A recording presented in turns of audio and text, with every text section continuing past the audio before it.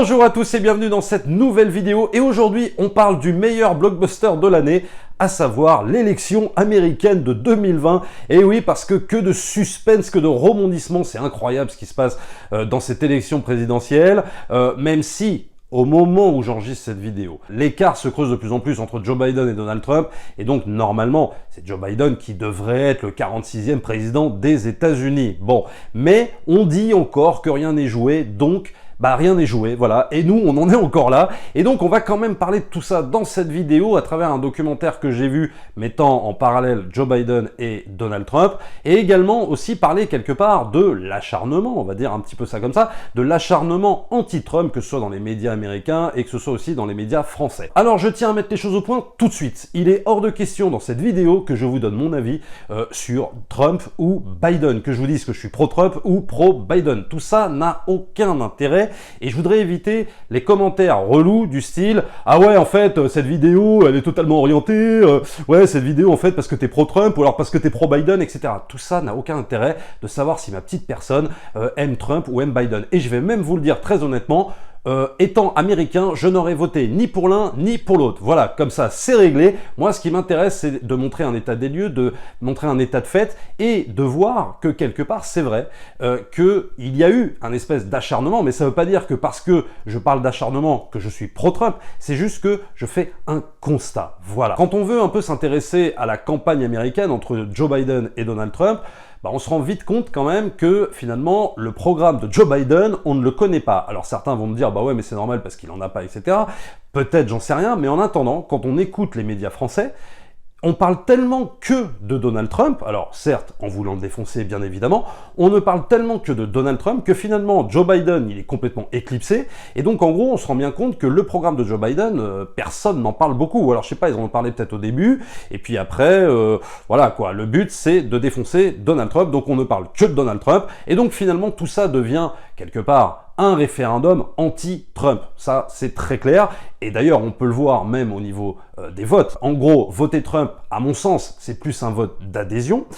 Par contre, voter Biden, c'est clairement un référendum anti-Trump. Quand tu votes Biden, à moins de bien se renseigner sur son programme et de savoir ce qu'il veut réellement faire, j'ai quand même l'impression que tu ne votes pas forcément pour Biden, mais bien contre Trump. Et ça, à mon sens, c'est aussi un fait quand même qu'on peut relater. Et du coup, tous les médias, qu'ils soient américains ou français, finalement, dans leur volonté de défoncer le candidat Trump à sa réélection, eh bien, pour moi, ils en font plus la pub qu'autre chose, et c'est ce qui expliquerait notamment, en partie, bien sûr, en partie, je dis pas que ce n'est que ça qui est responsable de ça, bien sûr, puisqu'il y a également un vote d'adhésion chez Donald Trump. Le truc, c'est que tu as quand même l'impression qu'ils en font plus sa pub qu'autre chose, en fait. C'est-à-dire que, à force de ne parler que de lui, de dire que il est horrible, que si, que ça, eh bien, le truc, c'est que tu as l'impression, finalement, que quelque part, ça le sert un peu. Et donc, du coup, même moi, par rapport à mon échelle à moi, mais je prends ma propre expérience, j'ai dû aller sur Internet pour me renseigner sur le programme de Joe Biden, parce que les médias n'en parlent jamais. Ils n'en parlent jamais. Ils ne parlent que de Trump. Et tu as juste envie de leur dire, non mais c'est bon, Trump, on sait à peu près ce qu'il va faire. On l'a eu pendant 4 ans aux États-Unis, on sait ce qu'il a fait, voilà, il va faire à peu près la même chose, quoi. Je veux dire, à part aller sur Internet et aller piocher dans des articles pour voir c'est quoi le programme de Biden, clairement, tu ne le sais pas, quoi. Et donc, évidemment, cette politique anti-Trump, cet acharnement anti-Trump, il va même, évidemment, se propager à Hollywood, bien sûr, qui a toujours voté démocrate, et ça va se voir notamment dans un épisode des Simpsons qui a été diffusé très récemment, où tu as Lisa qui influence Homer au moment de voter, et de dresser, en fait, une liste de ce que Trump a fait en mal selon les auteurs. Bah oui, parce que les auteurs des Simpsons ne s'en sont jamais cachés, ils ont toujours été anti-Trump, limite, je crois, même anti-républicains, ils ont toujours été pro-démocrates. Donc ça, voilà, il n'y avait pas de raison que ça change au moment de l'élection. Il y a également la série The Comey Rules, mini-série sur Showtime, je crois diffusée sur Canal+, qui raconte les préélections en 2016 et qui est une fiction retraçant la bataille qui a lieu ces dernières années entre l'ancien directeur du FBI, James Comey, et le président Donald Trump. Moi, j'ai toujours pas vu la série, je crois que c'est une mini-série en 5 ou 6 épisodes, et il y a notamment l'acteur qui fait Donald Trump, et il paraît que la façon dont il incarne Donald Trump, c'est archi bluffant.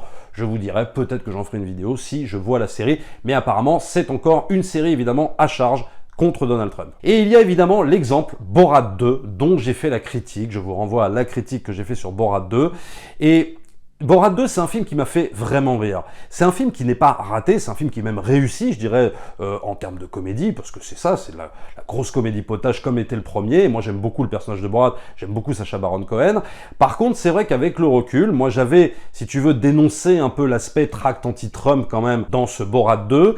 Et avec le recul, c'est vrai que pour moi, ça devient de plus en plus gênant en repensant au film. J'ai pas revu le film, mais en y repensant, et puis en lisant certains commentaires que vous avez mis sous cette vidéo. Alors évidemment, pas les commentaires pro-Trump et tout ça, parce que ça, pour moi, c'est trop pas objectif, et voilà, et bon, je les ai lus, mais à un moment donné, tu sens trop les militants pro-Trump, et à un moment donné, c'est saoulant. Mais il y en a quelques-uns parmi vous qui n'étaient ni pour Trump, ni pour personne, mais qui ont, c'est vrai, critiqué en fait la volonté de Sacha Baron Cohen de faire clairement une propagande anti-Trump, et ça, quelque part, c'est gênant, parce que c'est vrai. On a l'impression qu'en tant que spectateur, on est quand même un peu pris en otage par Sacha Baron Cohen qui finalement veut absolument inciter les gens à aller voter, mais non pas juste à aller voter, quoi, à aller voter contre Trump, parce que c'est vraiment la volonté du film.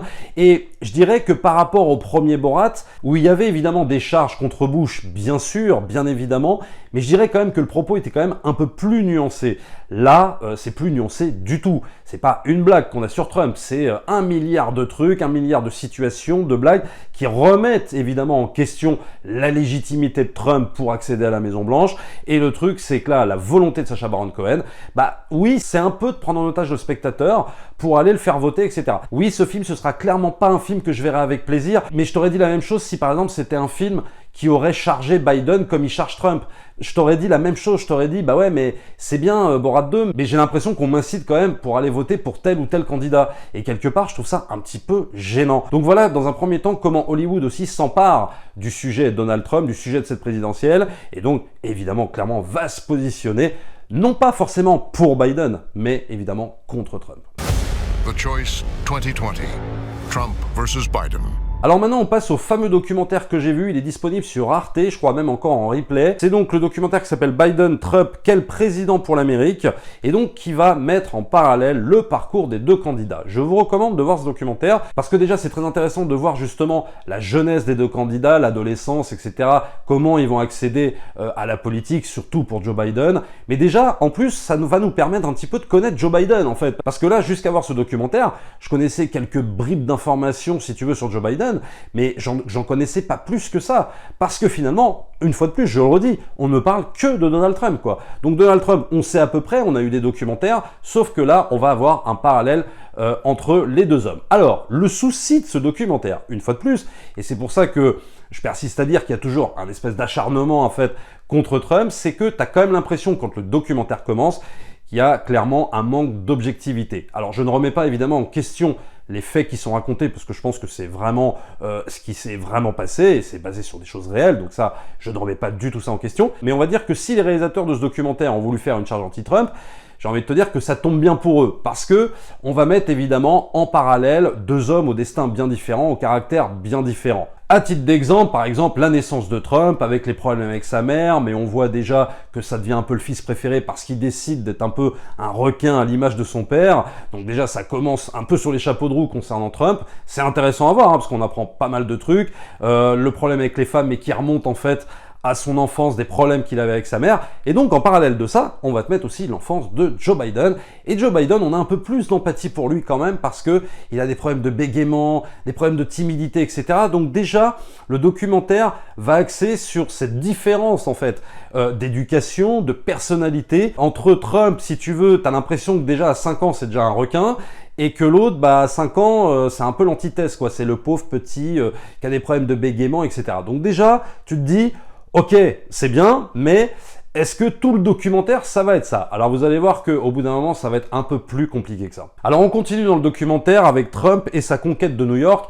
Et il va se faire des amis, mais alors des amis peu fréquentables. En tout cas, c'est ce que va te dire le documentaire, notamment avec un ancien avocat de la mafia qui s'appelle Roy Cohn. Et lui, sa devise, ça va être un peu le mentor un petit peu de Donald Trump, qui dit ne jamais s'excuser, toujours attaquer, etc.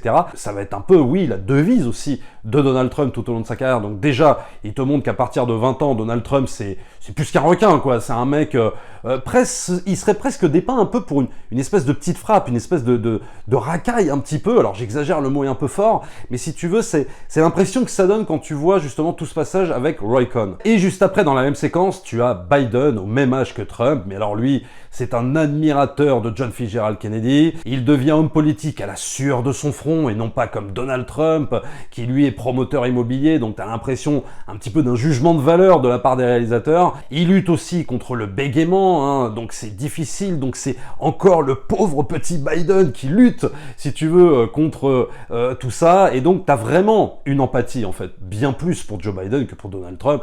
Donald Trump, tu te dis, bon voilà quoi, c'est un mec, c'est la petite frappe du quartier d'à côté, il s'en sort comme il peut, alors que l'autre, t'as de la peine pour lui, quoi, réellement. Alors après, on saute des années, on te raconte les phrases de Trump avec sa femme de l'époque, avec Ivana, son divorce, la façon aussi très intéressante dont il va se servir des médias pour faire sa pub, pour gagner encore plus d'argent, etc. Donc on voit déjà qu'il est très habile par rapport à ça. Et aussi, évidemment, on va s'en donner à cœur joie dans le machisme de Donald Trump, parce que oui, on peut le dire, c'était un macho, maintenant on dirait peut-être sexiste, hein, dans les émissions de télé où il rabaisse sa femme, etc. Enfin ça, on te le montre clairement, hein. Ça, vraiment, les réalisateurs, ils vont très franchement. Et en parallèle avec Biden, qui est avec sa femme et qui lui forme un super beau couple, etc. Et donc tout va bien, etc. Donc pareil, l'opposition, elle est hyper amusante. À un moment donné, ça te fait même presque rire, parce que tu te dis, oh la vache, t'as la différence entre les deux hommes, c'est juste incroyable. Et puis arrive malheureusement la mort de sa femme, donc là, pareil, tu reviens en empathie sur le personnage de Joe Biden, où tu dis, putain, le pauvre, en plus, alors il a dû lutter contre le bégaiement, il a dû faire de la politique à la sueur de son front, en plus il perd sa femme, et il doit faire face, etc., il fait face. Donc t'as encore cette opposition, où t'as une empathie de dingue pour Joe Biden. Alors après, tu as l'affaire de la joggeuse violée à Central Park, où tu avais, je crois, 4 ou 5 personnes d'origine afro-américaine qui ont été accusées à tort, et j'en avais fait d'ailleurs une critique sur une série Netflix qui était sortie, qui était pas mal du tout, et en fait, tu as Donald Trump, et ça c'est vrai, Donald Trump qui a pris parti dans cette affaire, puisque ça s'était passé à New York, qui accusait clairement les 4-5 mecs d'origine afro-américaine, et qui disait, non, ils sont coupables, faut les enfermer, etc., alors que on sait très bien qu'ils ont été accusés à tort, ils ont été innocentés, alors qu'ils ont fait quand même de la prison et tout, tu vois. En parallèle avec Joe Biden, et là, attention, le documentaire commence à être moins manichéen qu'au départ, peut-être un peu plus objectif, je sais pas, où là, on commence à accuser Joe Biden de plagiat. C'est-à-dire que dans certains discours, on va voir Joe Biden qui a plagié, en fait, d'autres hommes politiques qui sont anglais ou d'autres nationalités, pour lui-même les prendre à son compte et faire ses speeches avec les discours des autres hommes politiques. Donc on a ce qu'on appelle le syndrome de l'imposteur, et ça, le documentaire insiste quand même pas mal là-dessus, que Joe Biden aurait peut-être le syndrome de l'imposteur par rapport à ça, et donc c'est toute une séquence très intéressante, et la technique en fait de Joe Biden par rapport à ça, bah, c'est de la jouer sur l'excuse, la carte de l'excuse permanente, et il va le faire beaucoup, ça, Joe Biden, on te le montre beaucoup dans le documentaire, la technique de l'excuse pour calmer un petit peu le jeu au lieu de ruer dans les brancards. Un truc comme ça, ce serait arrivé à Donald Trump. Donald Trump, ce serait pas la culture de l'excuse, ce serait carrément autre chose. Alors il y a aussi évidemment l'ego de Trump, et ça on te le montre très bien, c'est-à-dire qu'il y a tout un passage où Trump essaye de mettre en place des casinos un peu partout, mais le problème c'est que ces casinos font faillite, et donc là pour une fois, il perd quelque chose, Donald Trump, alors que d'habitude, il est toujours gagnant en fait, il est toujours dans cet esprit de gagne, et alors quand on lui dit qu'il a perdu, qu'il a fait faillite, en fait, c'est quelque chose qu'il n'accepte pas. C'est-à-dire que tu as l'impression, en fait, tel que c'est montré dans le documentaire, qu'en fait, Donald Trump n'accepte pas l'échec, n'accepte jamais l'échec, et surtout ne se remet jamais en question. Alors peut-être qu'il le fait en privé, mais par exemple, devant un journaliste, il dira jamais que ce qu'il a fait, c'est un échec. Parce qu'il est toujours dans cette mentalité de battant et de la gagne. Ça, on te le montre très bien. Et en parallèle aussi, avec des affaires qui n'ont rien à voir, mais Joe Biden, par exemple, qui ne tranche pas dans une affaire de harcèlement sexuel concernant une femme noire, etc. Donc, on te montre aussi quand même les lâchetés de Joe Biden. On te montre d'un côté l'ego surdimensionné de Donald Trump, les lâchetés d'un Joe Biden qui, finalement, ne se prononce pas lors d'affaires très, très importantes. Peut-être que ça prouve quelque chose par rapport à la présidence à venir, on verra, on va pas juger là maintenant, mais en tout cas c'est ce que va te mettre en parallèle le documentaire. Ça aussi c'est un passage extrêmement intéressant dans le documentaire. Et pour finir, parce que je vais pas vous raconter tout le doc quand même, je vais vous en laisser un petit peu, il y a tout le passage de l'émission télé-réalité en fait de Donald Trump, où là tu sens encore cette espèce de délire, you're fired, tu es viré, ou t'as gagné ou t'as perdu, c'est-à-dire que t'as l'impression quand même que Donald Trump vit un peu dans un monde un peu de façon binaire, un peu, voilà, c'est soit t'es gagnant, soit t'es loser, il peut pas y avoir en fait de juste milieu chez Donald Trump, ça on te le montre bien. Et de l'autre côté, eh bien, est-ce qu'on peut appeler ça des maladresses, ou alors finalement un profond racisme de la part de Joe Biden par rapport à Barack Obama, alors qu'il deviendra justement vice-président quand même de Barack Obama, mais qui dira par exemple Barack Obama c'est le premier afro-américain en gros qui sait parler, qui sait s'exprimer, etc. Donc déclaration clairement, mais clairement raciste. Est-ce qu'on peut appeler ça une maladresse, ou alors un Joe Biden qui serait clairement raciste, mais les médias préférant évidemment Joe Biden à Donald Trump vont faire passer ça pour des maladresses, etc. Peut-être.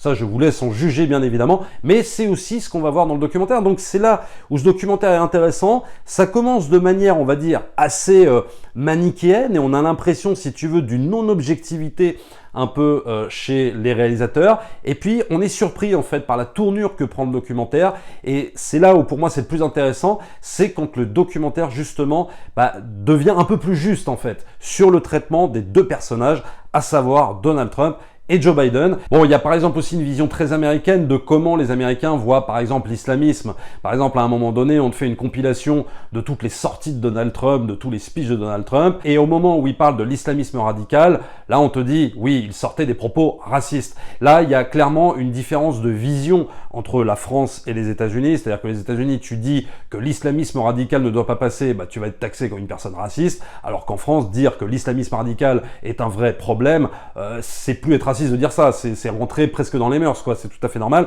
mais c'est normal par rapport au contexte aussi d'attentats que la France subit, et peut-être un peu moins les États-Unis. Toujours est-il qu'il est vrai que ce n'est pas une question d'être pro-Trump ou pro-Biden, mais une question surtout d'être juste, en fait, quand on parle de deux candidats dans l'élection présidentielle. Et moi, c'est ce que je reprocherais réellement aux médias français, aux médias américains, c'est finalement de toujours prendre parti. C'est-à-dire que quand on va avoir de réelles infos sur les deux candidats qui sont en lice pour la présidentielle, finalement, on se rend compte que les mecs prennent tellement parti, bon là, pour le coup, contre Trump, que finalement, on n'a plus vraiment d'infos, on a juste des partis pris, quoi. Et donc, moi, c'est ce que je regrette. Qu'on soit pro-Biden, pro-Trump, c'est pas là le problème.